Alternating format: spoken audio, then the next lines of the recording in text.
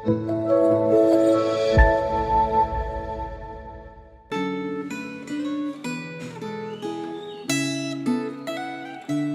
Bapak Ibu Saudara sekalian, kembali dalam renungan Gema kita pada hari ini. Mari sebelum kita membaca firman Tuhan, kita berdoa. Bapa kami yang bertata di dalam sorga, kembali kami mengucap syukur Allah yang baik mengizinkan kami boleh mendengarkan suara-Mu. Tuhan bicaralah, sebab kami siap dan ingin mendengarkan kebenaran firman-Mu. Terima kasih Tuhan, sertai waktu ke depan di dalam tangan-Mu saja. Dalam nama Yesus kami berdoa. Amin. Tema hari ini adalah mengandalkan Tuhan Allah, terambil dari Zakaria pasal 9 sampai 10.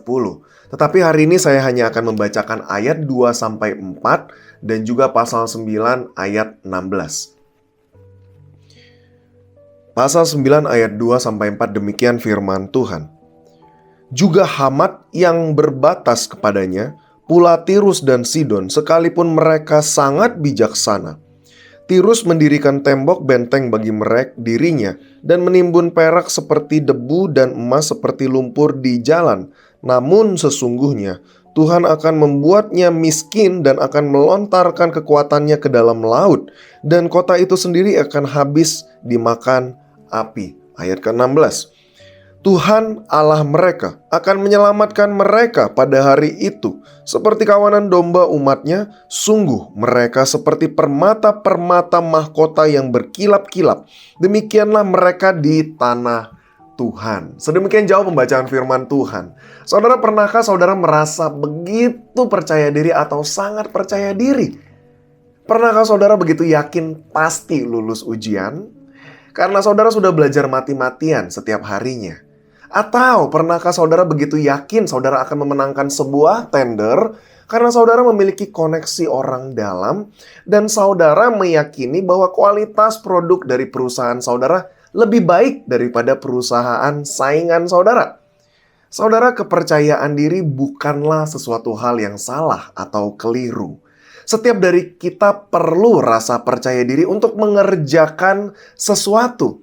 Tetapi menjadi catatan bersama bagi kita hari ini bahwa harta, posisi, keterampilan, pengetahuan, bahkan kerohanian kita itu dapat mengelabui kita sehingga kita merasa mampu menghadapi situasi atau tantangan tertentu tanpa Tuhan. Percaya diri sekali lagi tidak salah, tetapi jika percaya diri tanpa didahului dengan percaya kepada Tuhan, itu yang menjadi keliru, saudara.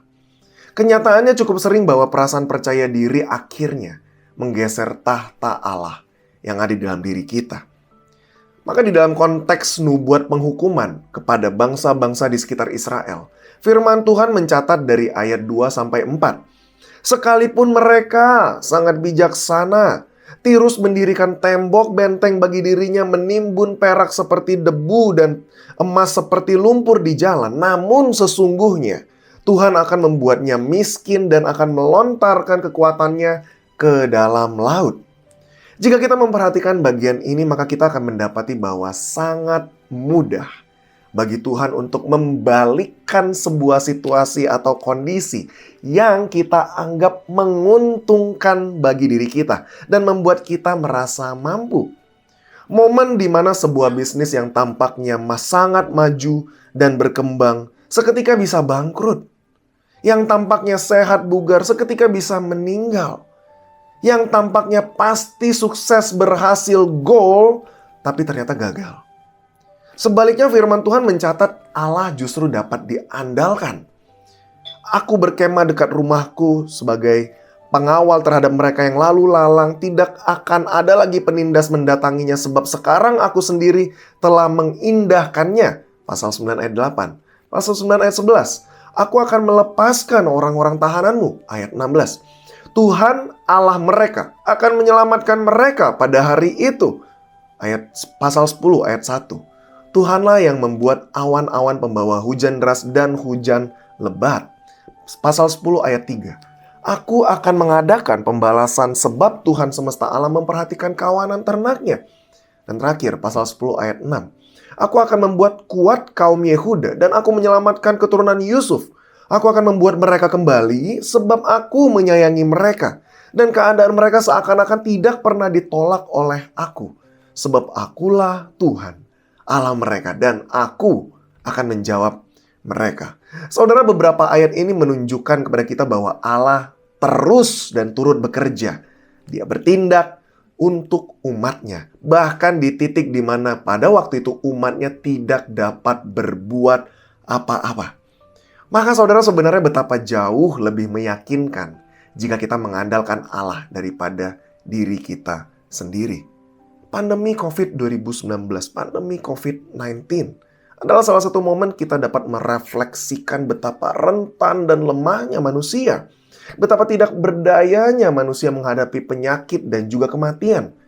Kenyataan ini juga sekaligus mengingatkan kita untuk terus bersandar dan mengandalkan Tuhan di dalam setiap aspek kehidupan kita.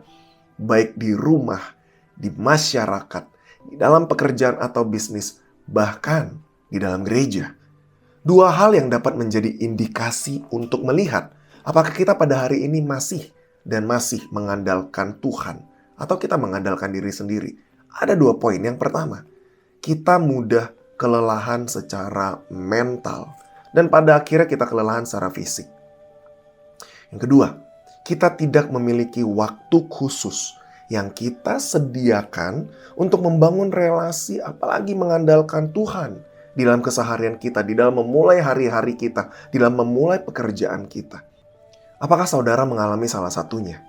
Jika iya, mari mulai hari ini kita mau mengarahkan mata kita, hati kita, dan hidup kita kembali tertuju hanya kepada Tuhan saja. Bersandar kepadanya, bergantung kepadanya, dan mengandalkan Dia sepenuhnya. Amin. Kita berdoa. Bapa kami yang bertata dalam sorga, Tuhan, kami mengucap syukur satu firman indah yang mengingatkan kami betapa rentan dan lemahnya kami manusia di dalam kehidupan kami. Dan kami rindu Tuhan mau mengandalkan Tuhan dalam kehidupan kami. Jika selama ini kami belum mengandalkan Tuhan, ampuni kami. Dan kami saatnya untuk kembali kepadamu dan Tuhan. Tolong kami untuk boleh bersandar dan bergantung kepadamu dalam setiap aspek kehidupan kami. Sertai setiap daripada kami, berkati kami.